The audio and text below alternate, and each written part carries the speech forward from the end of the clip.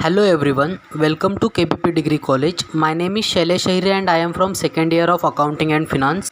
Today I will present a very interesting topic, that is infrastructure development in India. This presentation is prepared under the guidance of Professor Pooja Tiwari ma'am.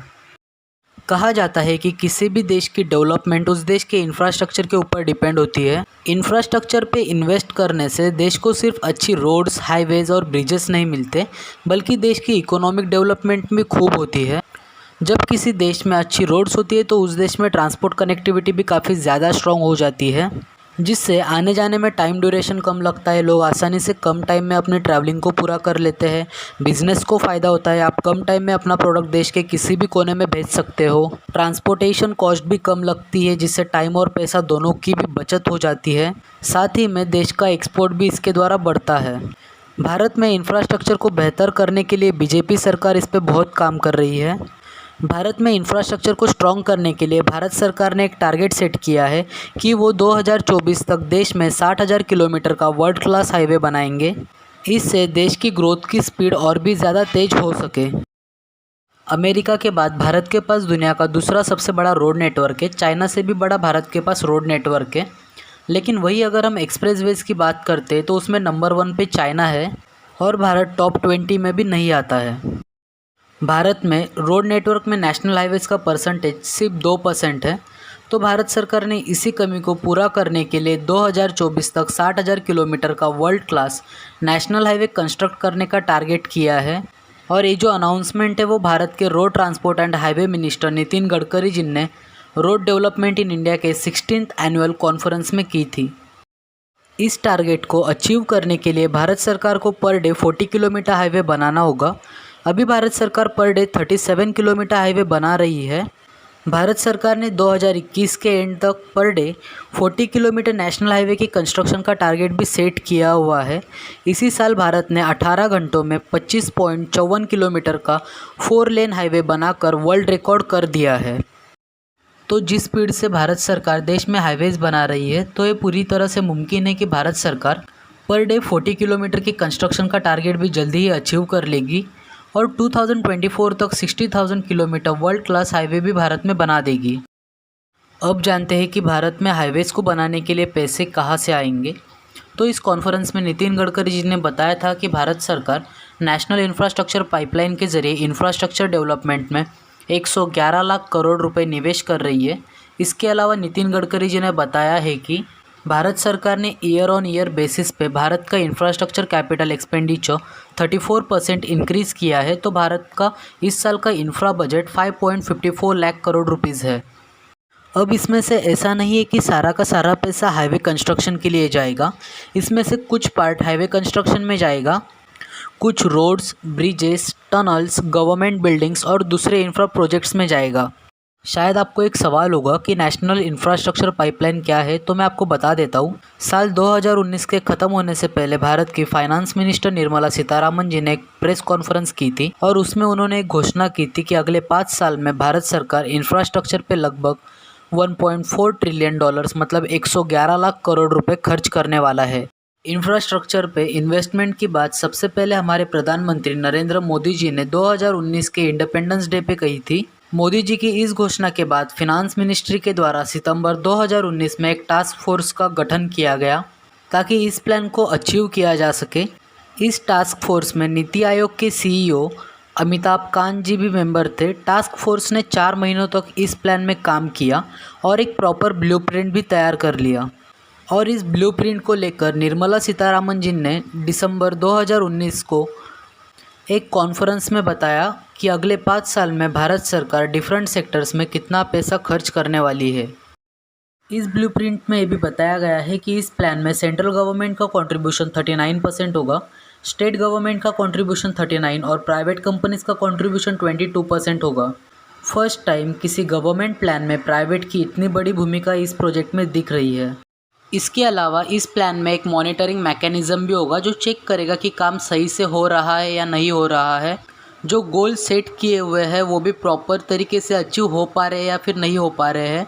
ये सब देखने के बाद आप सोच रहे होंगे कि भारत सरकार इंफ्रास्ट्रक्चर के ऊपर इतना इन्वेस्टमेंट क्यों कर रही है। तो मैं आपको ये जो बात है वो एक एग्जाम्पल के थ्रू समझाता हूँ। बहुत सारे लोग आज तक ये समझ नहीं पाए कि चाइना भारत से आगे कैसे निकल गया है, क्योंकि 1980 तक दोनों देशों की अर्थव्यवस्था लगभग एक बराबर थी। फिर उसके बाद चाइना ने ऐसा क्या किया कि वो बीते 40 सालों में भारत से आगे निकल गया। तो इसका सिंपल सा जवाब है इंफ्रास्ट्रक्चर। चाइना ने पिछले 40 सालों में इंफ्रास्ट्रक्चर के ऊपर खूब इन्वेस्ट किया, जिसके चलते आज वो इकोनॉमिक सुपर पावर और एक मैन्युफैक्चरिंग सुपर पावर देश बन चुका है। आप इस फिगर में देख सकते हो कि 1992 से लेकर 2011 तक चाइना ने ऑन एन एवरेज हर साल अपनी जीडीपी का 8.5% इंफ्रास्ट्रक्चर के ऊपर इन्वेस्ट किया हुआ है। वही भारत ने सिर्फ 4.7% इंफ्रास्ट्रक्चर के ऊपर इन्वेस्ट किया हुआ है। इंफ्रास्ट्रक्चर के ऊपर इन्वेस्ट करने के कारण चाइना में ट्रांसपोर्ट कनेक्टिविटी स्ट्रॉन्ग हो गई है। उससे चाइना में नए नए बिजनेस खुलने लगे और धीरे धीरे चाइना मैन्युफैक्चरिंग जायंट बन गया। और इसी प्रॉपर इंफ्रास्ट्रक्चर के चलते दुनिया भर की सारी कंपनी चाइना में अपना मैन्युफैक्चरिंग प्लांट खोलना चालू कर दिए हैं। वही भारत ने शुरुआत में इंफ्रास्ट्रक्चर पे ज़्यादा इन्वेस्ट नहीं किया।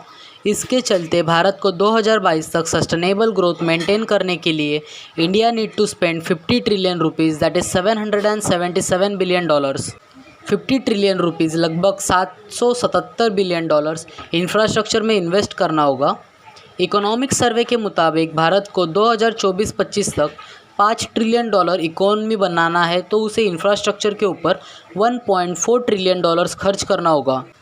इसी सर्वे के मुताबिक अगर भारत को 2032 तक $10 ट्रिलियन की इकोनॉमी बनाना है, तो भारत को हर साल अपनी जीडीपी का 7 से 8% इंफ्रास्ट्रक्चर के ऊपर स्पेंड करना होगा। लगभग कम से कम हर साल इंफ्रास्ट्रक्चर के ऊपर भारत को $200 बिलियन खर्च करना होगा, तब जाके भारत $10 ट्रिलियन की इकोनॉमी बना पाएगा। अब आप सोच रहे होंगे कि इंफ्रास्ट्रक्चर पे इन्वेस्टमेंट करने से इकोनॉमी कैसे बढ़ेगी। तो मैं आपको बता देता हूँ, अगर रोड्स हाईवेज़ की कंस्ट्रक्शन में ₹1 खर्च होता है तो इकोनॉमी में ₹2.5 आता है। ये जो शब्द है वो मेरे नहीं है, आप एक बार खुद देख लीजिए। रोड डेवलपमेंट इस सरकार के लिए इतनी प्रायोरिटी क्यों है? What is your vision? देखिए, पहली बात आप समझिए कि रोड में जब ₹1 खर्चा होता है तो इकोनॉमी में ₹2.5 आता है। अच्छा, बहुत सारे लोग बोलते हैं कि एसी रोड्स बनाने का क्या फ़ायदा जो 2-3 महीनों में टूट जाती है। तो देखो, देश के हर एक रोड की कंस्ट्रक्शन की जिम्मेदारी नितिन गडकरी जी की नहीं है, सिर्फ नेशनल हाईवे की जिम्मेदारी उनकी है। रोड्स की जो सिचुएशन है सर, वो बड़ी ख़राब हो जाती है बारिश के दिनों में। एक दिन पानी खड़ा रहे तो 1-1 फुट के गड्ढे पड़ जाते हैं। ये पहली बात तो ऐसी कि देश में पहले रोड कहाँ का है आप समझ लीजिए। नेशनल हाईवे है, स्टेट हाईवे है, डिस्ट्रिक्ट हाईवे है, विलेज कनेक्टिविटी के रोड है और अर्बन रोड है। मैं केवल नेशनल हाईवे के लिए जिम्मेदार हूँ। और मैं आपको बता दूँ, ये मैं पूरे सीमेंट कंक्रीट के रोड बना रहा हूँ। आप जानते ही हैं, क्या बीजेपी सरकार यह टारगेट अचीव कर पाएगी? तो देखो, पिछले 7 सालों में बीजेपी सरकार ने बहुत ही तेज़ी से देश में नेशनल हाईवेज़ बनाया है, जहां अप्रैल 2014 तक भारत में 91,287 किलोमीटर का नेशनल हाईवे था। वही मार्च 2021 तक भारत में नेशनल हाईवे की लेंथ बढ़ाकर 1,37,625 किलोमीटर हो गई है। पिछले 7 सालों में नेशनल हाईवे की कंस्ट्रक्शन में 50% की ग्रोथ हुई है। पैंडेमिक के समय में भी पिछले 1 साल में 13,505 किलोमीटर नेशनल हाईवे की कंस्ट्रक्शन हुई है। यह data ministry of road transport and highways के द्वारा दिया गया है। बजट की बात करें तो पिछले 7 सालों में भारत सरकार ने इंफ्रा बजट को 5.5 टाइम्स इंक्रीज़ किया है। 2015 में रोड्स एंड हाईवेज़ का बजट 33,414 करोड़ रुपीज़ था। वही 2021 का बजट 1,83,101 करोड़ रुपीज़ था।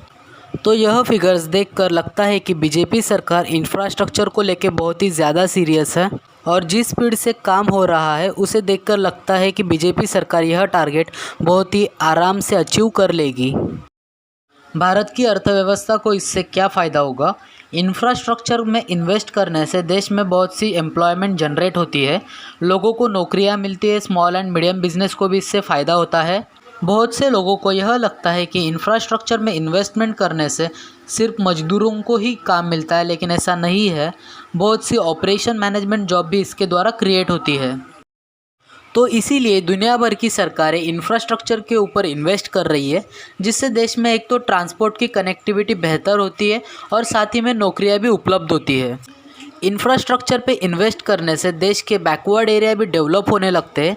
जब सरकार बैकवर्ड एरिया के रोड बनाती है तो उस समय अपने आप बैकवर्ड एरिया के जो लोग होते हैं उनको भी एम्प्लॉयमेंट का रास्ता खुल जाता है और साथ ही में बिज़नेस का भी रास्ता वहाँ पे खुल जाता है। दुनिया में अगर किसी भी देश को ग्रोथ करना है, अपनी ग्रो बढ़ानी है, तो उसके लिए सबसे पहले किसी भी देश को अपने इंफ्रास्ट्रक्चर को मजबूत करना ज़रूरी है। China, America, Japan, France, Germany, इन सभी देशों ने सबसे पहले अपने देश की इंफ्रास्ट्रक्चर को बहुत ही मजबूत किया। तो हमें अपने देश में भी, भारत को भी सबसे पहले अपने इंफ्रास्ट्रक्चर के ऊपर बहुत ही ज़्यादा फोकस करना होगा, उसको स्ट्रॉन्ग बनाना होगा। तभी भारत की इकोनॉमिक ग्रोथ की स्पीड भी बहुत ही ज़्यादा तेज़ी से होगी।